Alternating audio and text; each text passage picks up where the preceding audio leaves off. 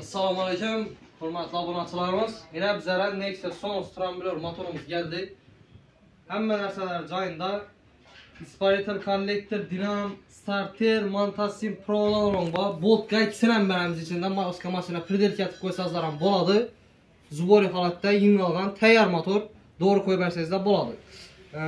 Narx-navo tomonidan ketaman desangiz ham narx-navosini bir tiyin pul berming, bizdan rastroshga etib olib ketsangiz ham bo'ladi.